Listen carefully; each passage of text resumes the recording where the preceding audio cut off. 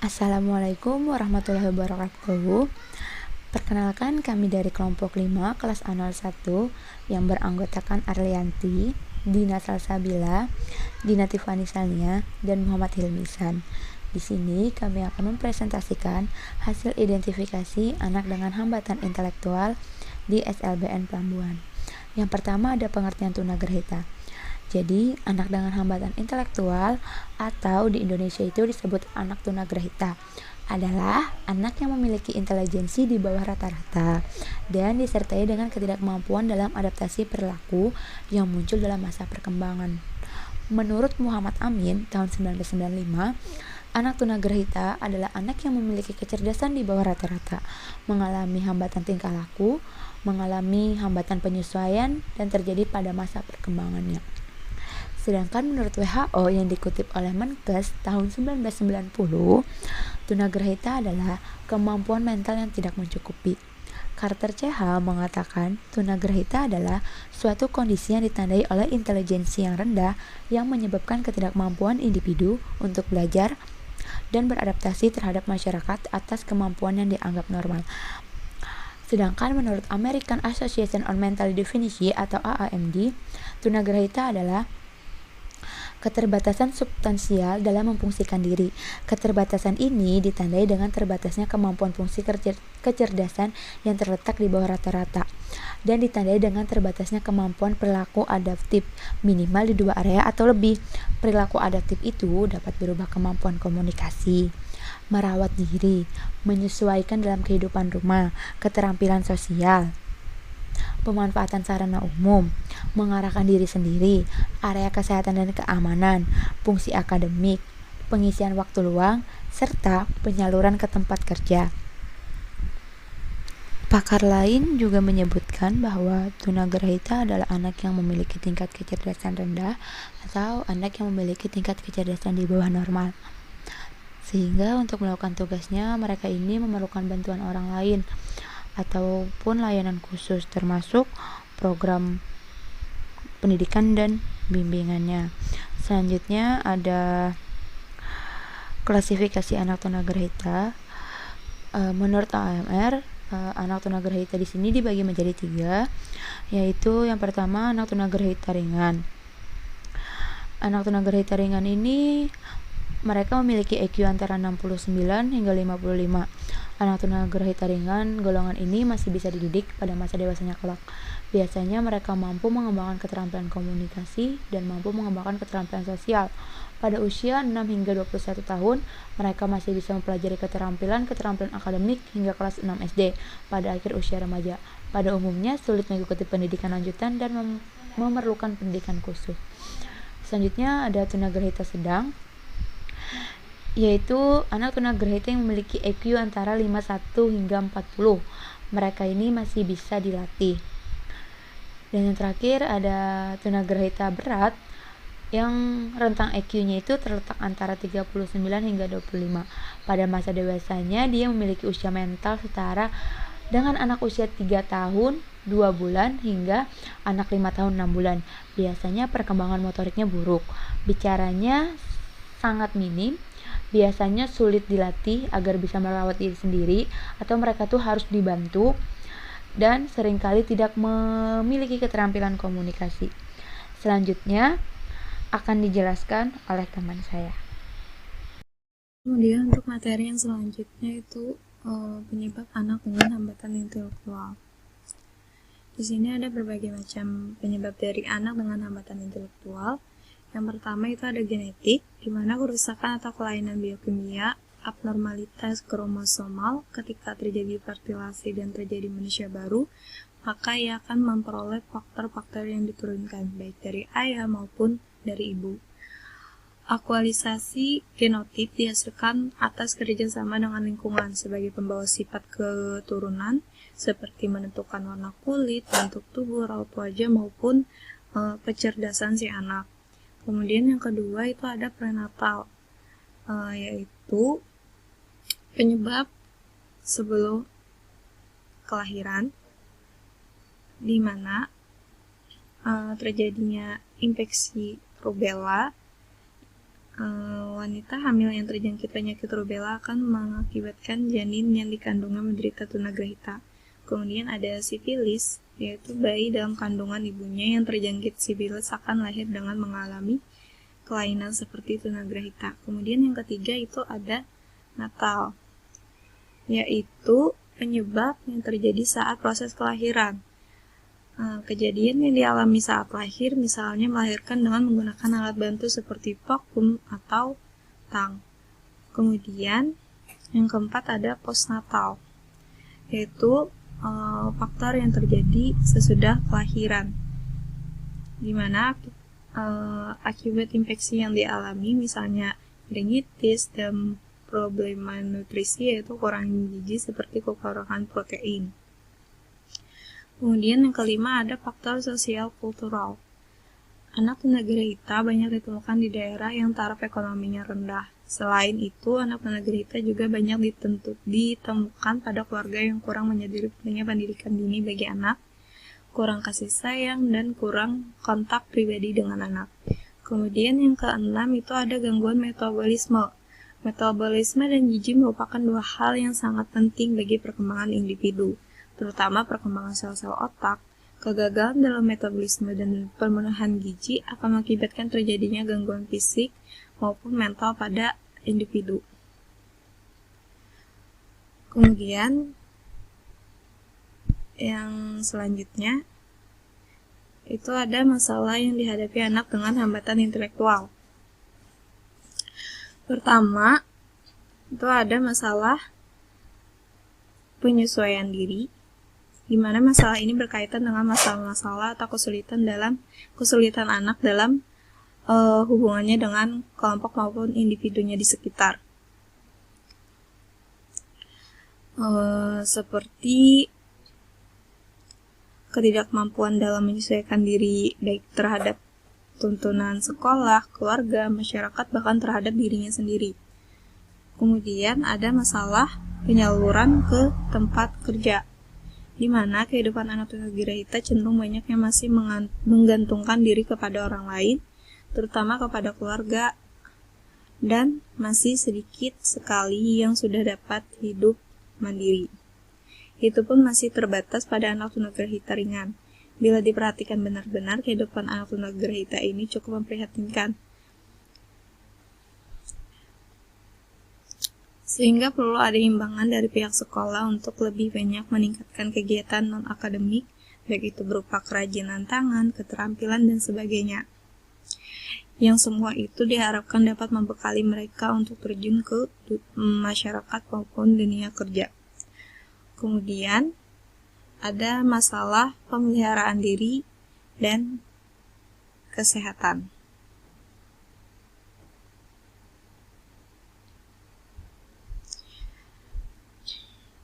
Melihat kondisi keterbatasan anak-anak dalam kehidupan sehari-hari mereka, banyak mengalami kesulitan, apalagi termasuk kategori berat yang sangat berat, seperti kesulitan dalam cara makan, menggosok gigi, memakai baju, maupun sepatu, dan lain sebagainya.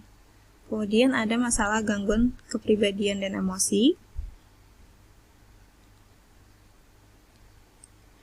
Memahami akan kondisi karakteristik mentalnya, nampak jelas bahwa anak tunagrahita kurang memiliki kemampuan berpikir, keseimbangan pribadinya kurang konsisten atau labil, kadang-kadang stabil dan kadang-kadang kacau. Seperti misalnya berdiam diri berjam-jam lamanya, gerakan hiperaktif, mudah marah, dan mudah tersinggung, suka mengganggu orang lain di sekitarnya. Kemudian ada masalah pemanfaatan waktu luang. Wajar bagi anak tunagrahita dalam tingkah lakunya sering menampakkan tingkah laku nakal. Dengan kata lain, bahwa anak ini berpotensi untuk mengganggu ketenangan lingkungannya terhadap benda-benda ataupun manusia di sekitarnya, apalagi mereka yang hiperaktif. Sebenarnya, sebagian dari mereka cenderung suka berdiam diri dan menjauhkan diri dari keramaian, sehingga hal ini dapat berakibat fatal bagi dirinya, karena dapat saja terjadi bunuh diri. Untuk mengimbangi kondisi tersebut, perlu ada imbangan kegiatan dalam waktu luang, sehingga mereka dapat terjauhkan dari kondisi yang berbahaya, dan pula tidak sampai mengganggu ketenangan masyarakat maupun keluarganya sendiri. Kemudian ada masalah belajar, di mana anak tunagrahita itu mengalami kesulitan dalam belajar, terutama dalam bidang pengajaran akademik. Sedangkan untuk bidang studi non-akademik, mereka tidak banyak memahami kesulitan belajar. Masalah-masalah yang sering dirasakan dalam kaitannya dengan proses belajar mengajar antara lain yaitu kesulitan memahami pelajaran, kesulitan dalam menggunakan metode yang tepat, terbatas dalam hal berpikir abstrak, dan lemahnya daya ingat si anak. Kemudian untuk yang materi yang selanjutnya itu akan dijelaskan oleh Dina Salsabila. Materi selanjutnya tentang layanan pendidikan anak dengan hambatan intelektual. Layanan pendidikan yang diberikan untuk anak dengan hambatan intelektual berbeda-beda antara anak satu dengan anak yang lainnya. Layanan yang diberikan harus sesuai dengan kemampuan siswa, sehingga guru paham dengan kondisi anak tersebut yang meliputi sifat, kelakuan, kebiasaan, dan guru harus selalu berhubungan dengan orang tua siswa. Hubungan orang tua siswa dan guru sangat diperlukan untuk memberikan layanan kepada anak dengan hambatan intelektual. Di Indonesia ada beberapa layanan pendidikan untuk anak tunagrahita, yaitu yang pertama kelas transisi. Kelas ini diperuntukkan bagi anak yang memerlukan layanan khusus, termasuk anak tunagrahita. Kelas transisi sedapat mungkin berada di sekolah reguler, sehingga pada saat tertentu anak dapat bersosialisasi dengan anak lain. Kelas transisi merupakan kelas persiapan dan pengenalan pengajaran dengan acuan kurikulum SD dengan modifikasi sesuai kebutuhan anak. Yang kedua, sekolah khusus atau sekolah luar biasa bagian C dan C1 atau SLBC. Layanan pendidikan untuk anak tunagrahita model ini diberikan pada sekolah luar biasa. Dalam satu kelas maksimal 10 anak dengan pembimbing atau pengajar guru khusus dan teman sekelas yang dianggap sama kemampuannya atau sama-sama tunagrahita. Kegiatan belajar mengajar sepanjang hari penuh di kelas khusus. Untuk anak tunagrahita ringan dapat bersekolah di SLBC, sedangkan anak tunagrahita sedang dapat bersekolah di SLB C1. Yang ketiga, pendidikan terpadu. Layanan pendidikan pada model ini diselenggarakan di sekolah reguler. Anak tunagrahita belajar bersama-sama dengan anak reguler di kelas yang sama dengan bimbingan guru reguler. Untuk mata pelajaran tertentu, jika anak mempunyai kesulitan, anak tunagrahita akan mendapat bimbingan atau remedial dari guru pendamping khusus atau GPK dari SLB terdekat.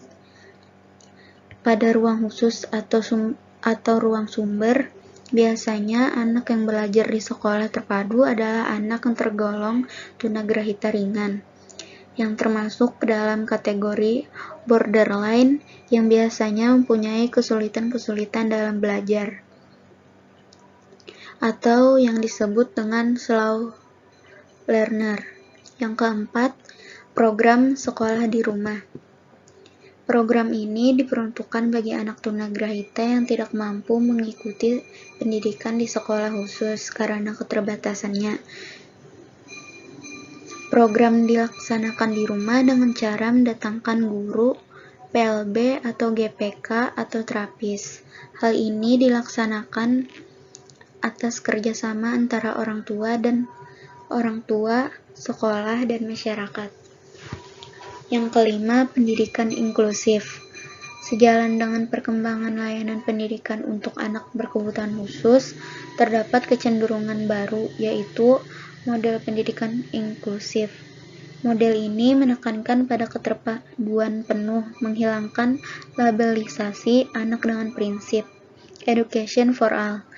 Layanan Pendidikan inklusif diselenggarakan pada sekolah reguler. Anak tunagrahita belajar bersama-sama dengan anak reguler pada kelas dan guru atau pendamping sama pada kelas inklusi.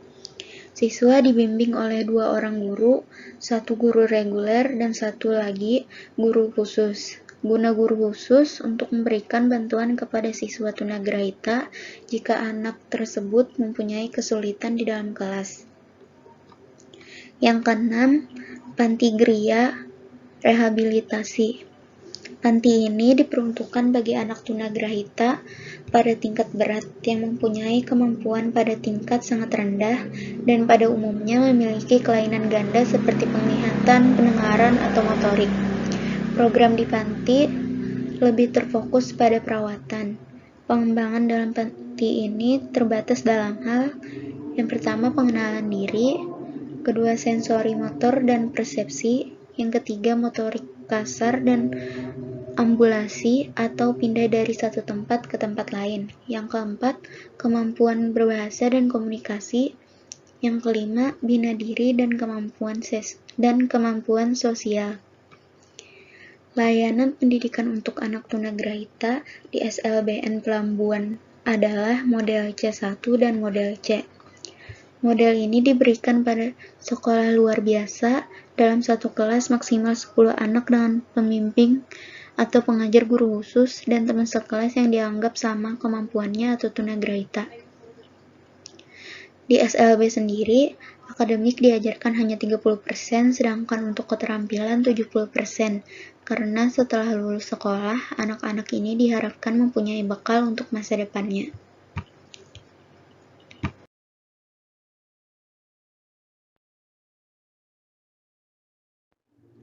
Program khusus anak dengan hambatan intelektual yaitu Bina Diri.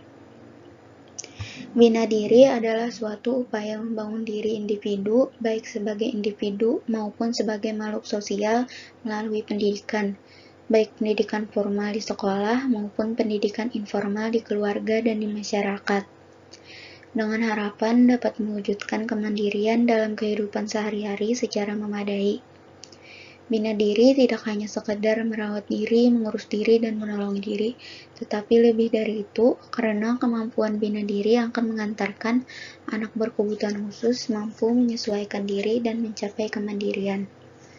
Tujuan khusus bina diri adalah yang pertama membantu meningkatkan kemampuan anak berkebutuhan khusus dalam tata laksana pribadi, seperti mengurus diri, menolong diri, dan merawat diri.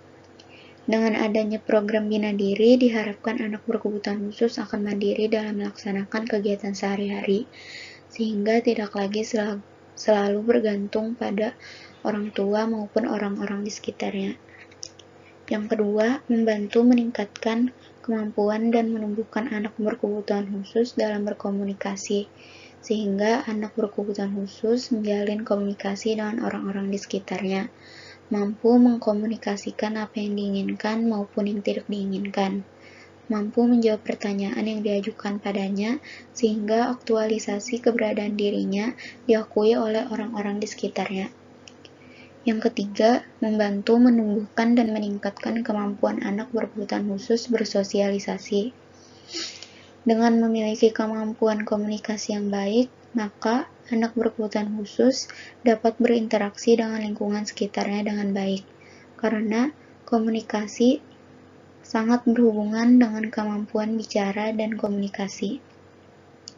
Di SLBN Pelambuan, salah satu bina diri yang sering diajarkan adalah cara memasang sepatu dengan benar, karena anak-anak dengan hambatan intelektual sulit untuk melakukan hal tersebut.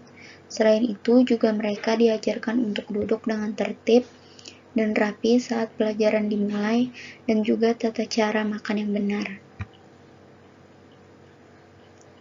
Materi selanjutnya akan dijelaskan oleh teman saya.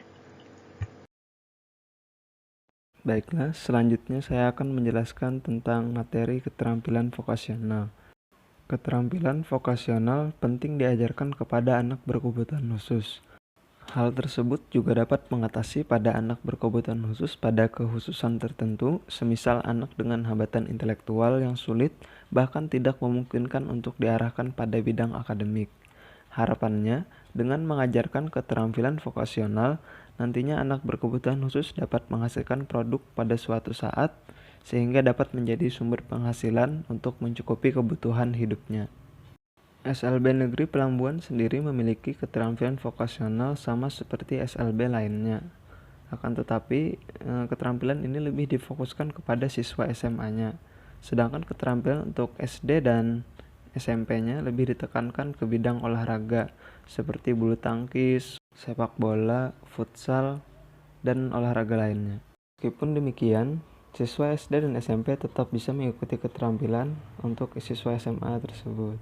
Keterampilan vokasional yang ada di SLB Negeri Pelambuan yaitu otomotif, tata boga, kriya kayu, pijat, dan facial. Baiklah, selanjutnya kesimpulan. Berdasarkan hasil observasi dan wawancara yang telah kami lakukan di SLB Negeri Pelambuan mengenai anak dengan hambatan intelektual, layanan pendidikan di sekolah ini sudah baik dengan model layanan pendidikan C dan C1 yang telah disesuaikan dengan kemampuan siswa. Program khusus yang diajarkan di sekolah ini adalah program Bina Diri dengan tujuan anak mampu mandiri dalam kesehariannya. Salah satu contoh program Bina Diri adalah mengajarkan anak cara memasang sepatu yang benar. Sedangkan untuk keterampilan vokasional di sekolah ini hanya difokuskan untuk jenjang sekolah menengah atas. Untuk jenjang sekolah dasar dan sekolah menengah pertama, lebih ditekankan keterampilan dalam bidang olahraga. Tetapi sekolah juga mengizinkan jika siswa sekolah dasar dan sekolah menengah pertama ingin mengikuti keterampilan vokasional untuk jenjang sekolah menengah atas tersebut. Baiklah, kiranya hanya itu yang bisa kami sampaikan. Salah khilaf mohon dimaafkan. Wassalamualaikum warahmatullahi wabarakatuh.